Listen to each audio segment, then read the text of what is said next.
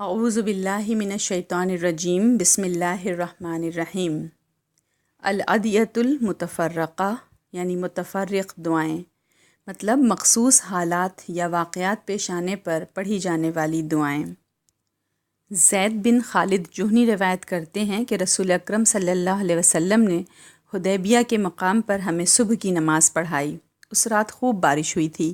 نماز سے فارغ ہو کر آپ صلی اللہ علیہ وسلم لوگوں کی طرف متوجہ ہو کر بیٹھ گئے اور فرمایا، کیا تم لوگوں کو خبر ہے کہ تمہارے رب نے کیا کیا ہے؟ لوگوں نے جواب دیا، اللہ اور اس کا رسول بہتر جانتا ہے۔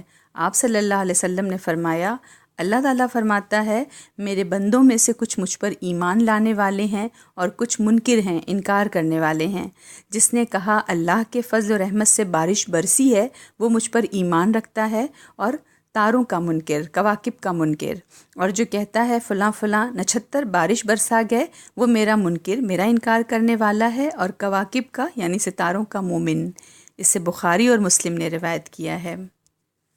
آج کی حدیث نمبر 80۔ بارش ہوتے ہوئے یہ دعا مانگنی چاہیے۔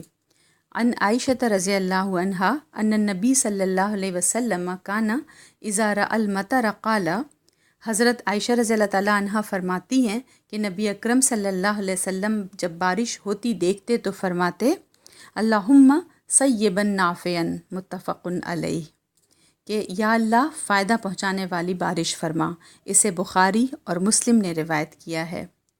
حضرت انس رضی اللہ تعالیٰ عنہ فرماتے ہیں کہ ہم سب نبی صلی اللہ علیہ وسلم کے ساتھ تھے کہ ہمیں بارش نے گھیر لیا۔ رسول اللہ صلی اللہ علیہ وسلم نے جسم مبارک کے ایک حصے سے کپڑا اتارا اور بارش میں بھیگنے لگے۔ ہم نے عرض کیا، یا رسول اللہ، آپ صلی اللہ علیہ وسلم نے ایسا کیوں کیا؟ آپ نے فرمایا، کیونکہ یہ بارش ابھی ابھی پروردگار کے پاس سے آ رہی ہے۔ اسے مسلم نے روایت کیا ہے۔ سنن ابو داود میں حضرت عائشہ رضی اللہ تعالیٰ عنہا سے ایک اور حدیث مروی ہے۔ فرماتی ہیں کہ نبی اکرم صلی اللہ علیہ وسلم جب آسمان کے افق پر کوئی بھی ابر یعنی بادل دیکھ لیتے تو کام چھوڑ دیتے، خواہ وہ نماز میں ہی کیوں نہ ہوتے، اور یہ دعا مانگتے، اللہم انی اعوذ بک من شر ما فیہ، اے اللہ اس کے باطن میں جو شر ہے، یعنی اس کے پیچھے جو شر چھپا ہوا ہے، میں اس سے تیری پناہ چاہتا ہوں۔